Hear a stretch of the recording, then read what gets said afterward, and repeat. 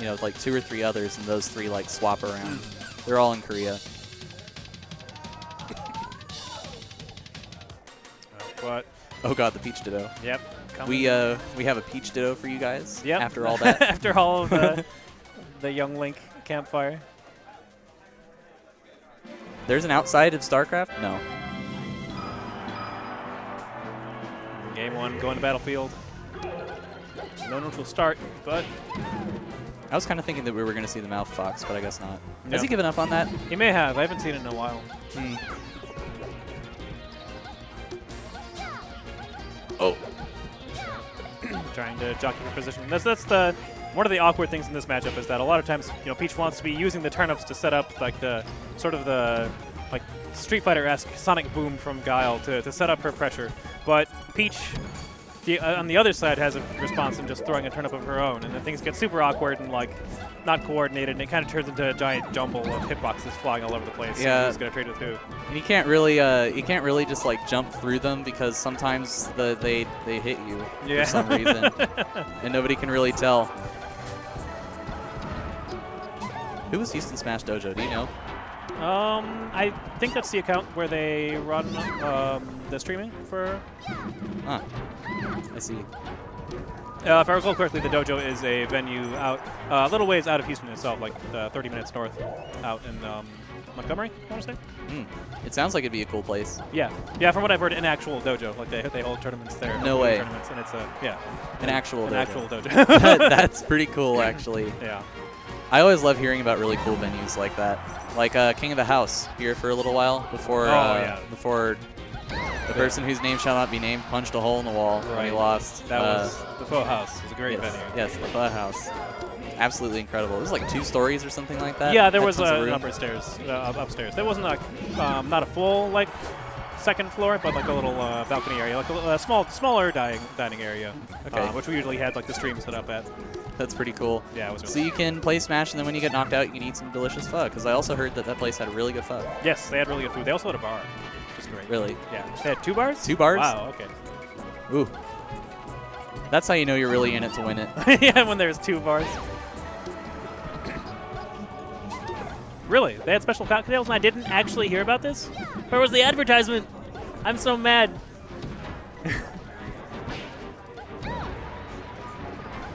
That's so cool.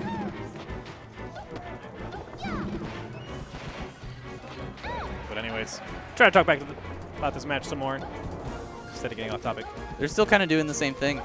Yeah, man, that's the Peach Ditto is definitely like the best example of how Peach is really like a war of attrition character. There's like not huge combos, not like tons of burst movement or anything like that. The movement is relatively slow.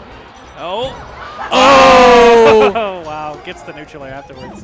Mouf gets upset, but then he smiles. Yeah. Mouf is definitely the kind of player who gets like pretty salty about something for like 3 seconds. For like 3 seconds. And then he's totally over it. Which is good. Being able to let go of the salt is actually an underappreciated talent.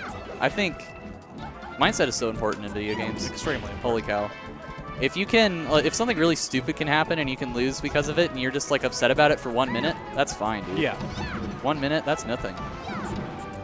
It's when people are upset about it for months on end. Right, this is when improvement stops. Or even just like the rest of the day, you mess up your play for the rest of the evening. Because then it's pretty high chance that something like that is going to happen in a tournament. Like you're going to lose one of your stocks in a way that you don't appreciate, that you don't think that should have happened or is right. Yeah. And if you can't let it go, then this is going to happen over and over and over again until you fix it. Very nice Z catch on that turtle. Z catching? Can you explain Z catching to me? So there are a couple different ways you can catch items. One of the ways, if you actually like do an aerial, you can catch it in the startup of an aerial. If you press Z while in the air, you can actually, if it's within like the first couple of frames of it hitting you, you can actually just snatch it out of the air without actually doing an animation.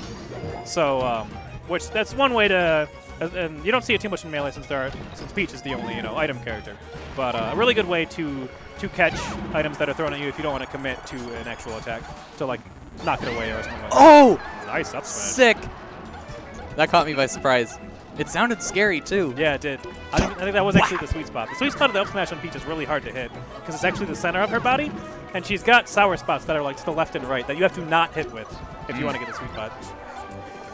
the sour spot hits like out prioritize the actual sweet spot hit.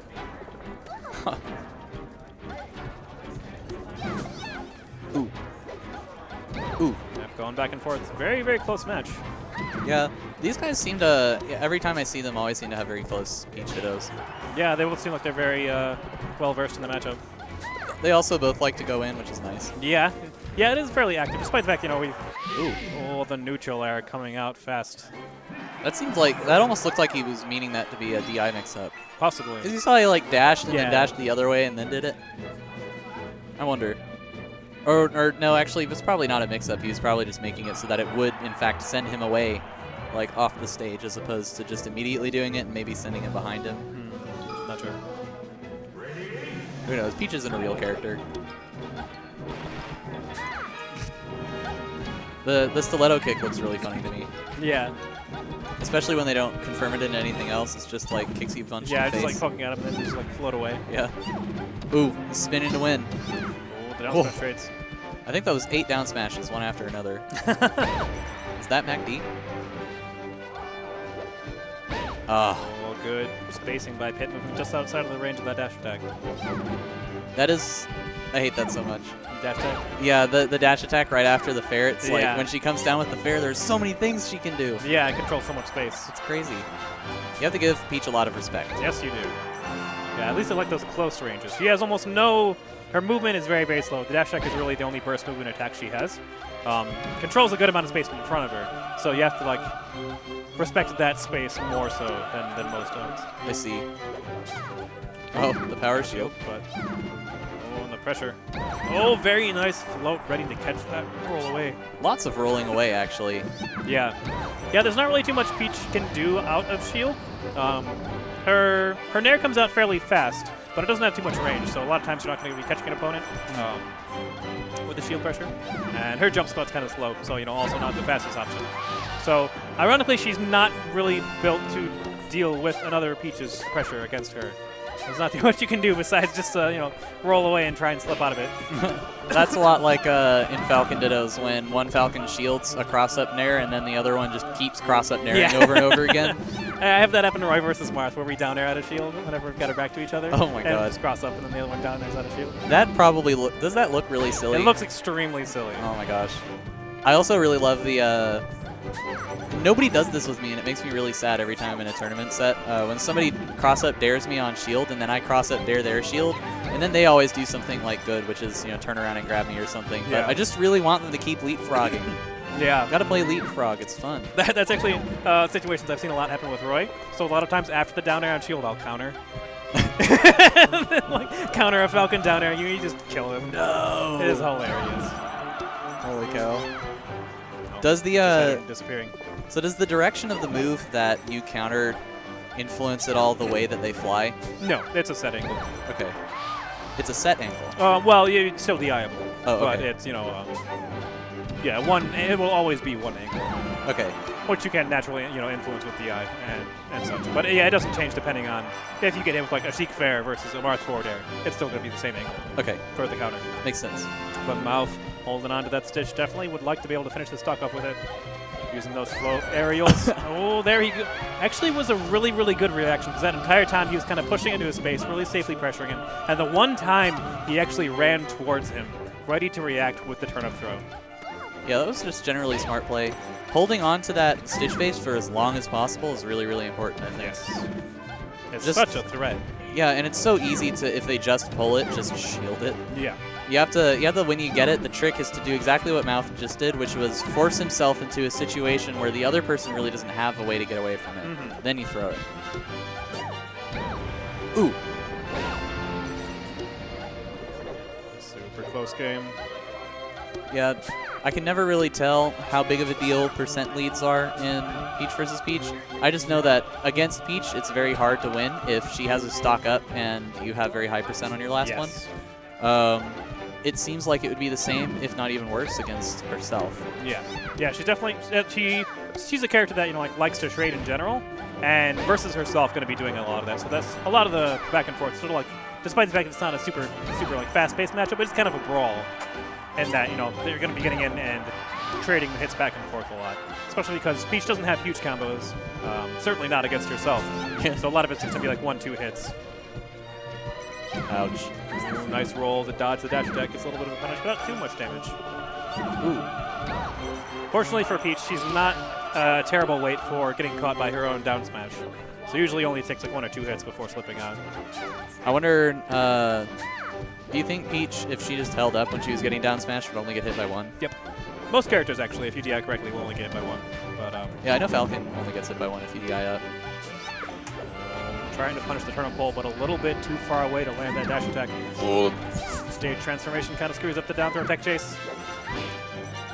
I don't know if these F smashes are intentional. You know, they could be. Peach's forward smash is pretty decent for saying "get off me," because if it's the tennis racket or if it's the golf club, it sends them really far away. That's true. And it's relatively fast, but those were reaching a little. Yeah, those were definitely reaching. Oh yeah, that's what I'm talking about. Like that turn-up approach is both gliding. Oh my God, Mr. Saturn going in. Oh, very nice pull with the parasol, getting that one hit in the down smash, gets the up air, almost gets the kill off of it. Oh, the classic. This is actually pretty tense. Yeah. All it takes is 1 hit now. Yeah, 1 good forward air, 1 good neutral air is enough to finish off either stock. Oh, yeah. Nice jab down smash from pit. Mouf again with the anger. And yeah, just for a moment. Just a little bit of anger. And then the happy. All right, all right. That was good. That was good. Newer players who are very frustrated, do that. Yeah. It's okay to experience frustration and salt, as long as you're willing to let it go afterwards. We are all human. Yes. And this game is very annoying in very many ways. Yep, it takes a lot of effort, so if you're, playing super hard and then you lose afterwards, it can be very, there can be a lot of negative backlash that you'll feel. But I've noticed that some of the players who improve the fastest are the ones who lose, and then they just go like, better luck next time. They don't, completely write off what happened, but what they do is they do consider everything that happened, internalize it, and then make sure that the thing that annoys them only translates to, yeah, holes in your game rather than stupid mistakes that happened. I should have won. Yeah, exactly. Next time I'm just gonna, beat him like I should have. Yeah, the words really should, if, and there's a third one that was really bad. Would. Yeah, I think, are the 3 poison words that you should never, ever, ever say to yourself when you lose a set or something. Because those are the things that make you doubt yourself. They're the things that make you angry.